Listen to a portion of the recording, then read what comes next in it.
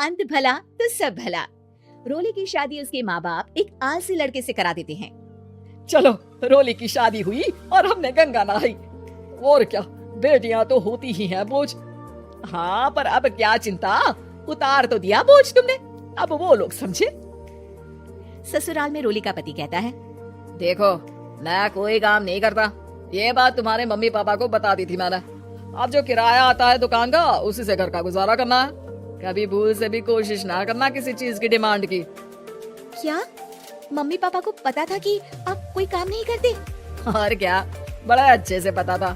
उन लोगों को तो तुम बोझ लगती थी, बोल रहे थे कि बस शादी कर लो और कोई मतलब नहीं है। रोली को ये सुनकर बहुत गुस्सा आता है, लेकिन करती भी तो क्या, क्योंकि वो जानती थी कि उसके माता पिता ऐसे ही हैं। जैसे तैसे रोली दिन काट रही थी। रोली को एक प्यारी सी बेटी होती है। धीरे धीरे वो बड़ी होती है और उसके साथ उसकी जरूरतें भी बढ़ती जाती है। सुनिए जी, अब तो सिमी बड़ी हो रही है, उसका स्कूल में दाखिला कराना है। मैंने अब तक तो जैसे तैसे समय काट लिया, लेकिन मैं बच्चे की परवरिश में कोई कमी नहीं रखूंगी। अरे क्या है यार, तो लगता है कोई ना कोई काम ढूंढना ही पड़ेगा। अब पति रोज काम की तलाश में जाता और बिना किसी काम के वापस आ जाता। रोली समझ जाती है कि पति के अंदर अब काम करने की क्षमता नहीं है। वो बेटी को उच्च शिक्षा देने के लिए कुछ करना चाहती थी, लेकिन करती तो क्या करती। एक दिन रोली की सहेली कहती है, रोली, मेरी कोई औलाद नहीं है। अगर तू मेरी औलाद को जन्म दे तो मैं तुझे तेरे मुंह मांगे पैसे दूंगी। अरे, तेरी औलाद को मैं कैसे जन्म दे सकती हूँ? सरोगेसी से बच्चा मेरा और वैभव का ही होगा, लेकिन कोख तेरी होगी। ये संभव है रोली? रोली कुछ सोचकर कहती है, मुझे मंजूर है, लेकिन मैं इसका 2 लाख रुपया लूंगी। अरे कोई बात नहीं, मुझे मंजूर है।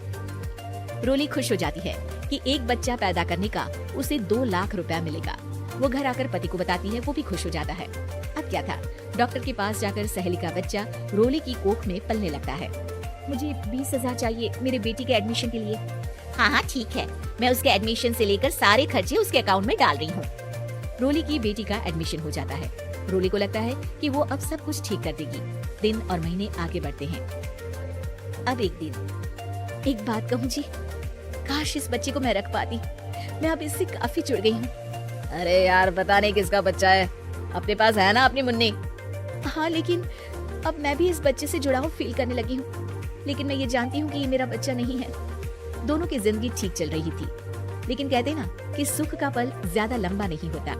एक दिन रोली की सहेली का फोन आता है। रोली, मुझे अब ये बच्चा नहीं चाहिए, मैं अपने पति को छोड़ रही हूँ।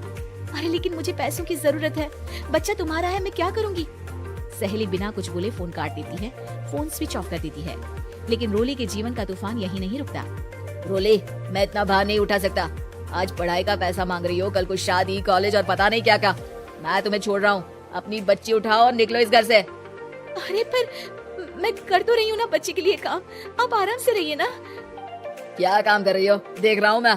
ये छोटा शहर है, यहाँ लोगों को बात बनाते वक्त नहीं लगता। तो मैं क्या करूँ?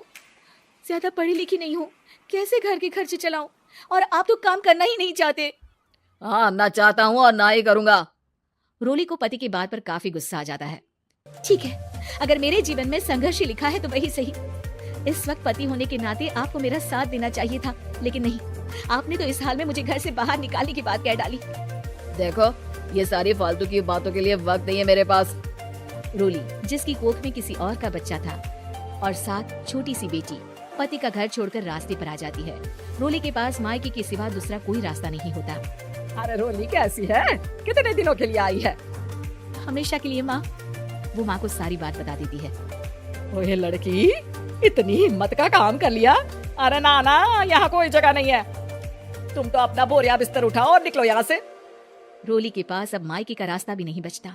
वो चुपचाप बच्ची को लेकर जा रही थी कि उसे दर्द होता है और वो डॉक्टर के पास चली जाती है।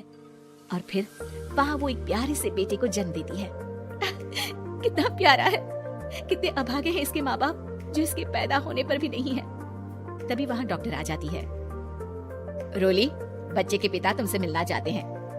आपका बहुत बहुत शुक्रिया। मैं इस बच्चे को पालूंगा, भले ही इसकी माँ ने इसे छोड़ दिया हो, पर मैं अपनी जिम्मेदारी निभाऊंगा। तो क्या आप मुझे इसके पैदा करने के लिए जिन पैसों की बात हुई थी वो भी देंगे? हाँ, और साथ ही आप चाहे तो मेरे घर में रहकर मेरे बच्चे की देखभाल भी कर सकती हैं। मैं उसके लिए आपको सैलरी दे दिया करूंगा। रोली को लगता है कि जैसे भगवान ने उसके लिए सुकून का रास्ता खोल दिया। वो अब मुकेश के साथ उसके घर चली जाती है, जहाँ रहकर वो उस बच्चे की देखरेख करती है। अब मुकेश के घर को रोली अच्छे से संभाल लेती है। उसके लिए खाना बनाने से लेकर बच्चों की देखभाल और घर की देखरेख। धीरे धीरे मुकेश को रोली से प्यार हो जाता है। रोली, तुम्हारी बेटी और मेरा बेटा बिल्कुल भाई बहन की तरह साथ रहते हैं। हाँ, आखिर है तो एक ही कोख के बच्चे, अटैचमेंट तो होगा ही ना। रोली, तुमने घर और मुझे दोनों को संभाल लिया। ये तो मेरा काम है। आपने भी तो मुझे छत दी, जिससे मैं अपनी बेटी की पढ़ाई और भविष्य के लिए पैसे जोड़ सकूं। रोली, क्या तुम मुझसे शादी करोगी? अब मैं जानता हूँ तुम्हारी भी शादी कुछ खास अच्छी नहीं रही। रोली को मुकेश की बात ठीक लगती है। वो उससे हाँ बोलने की सोच ही रही होती है कि उसके पहले पति का फोन आ जाता है। रोली, मैं बहुत परेशान हूँ, मेरा एक्सीडेंट हो गया है, मैं चाहता हूँ तुम वापस आ जाओ। रोली को पुराने पति की चिंता होने लगती है। वो सोचती है कि वो क्या कर रही थी। हाँ ठीक है, मैं आ रही हूँ। हाँ रोली, आ जाओ, लेकिन बच्ची को कहीं हॉस्टल में छोड़कर आना, क्योंकि मैं नहीं चाहता कि हम लोगों के बीच फिर से वो सारी बातें हो। रोली को समझ आ जाता है कि पति आज भी सुधरा नहीं है। वो पति के पास जाने से इनकार कर मुकेश को हाँ कर देती है।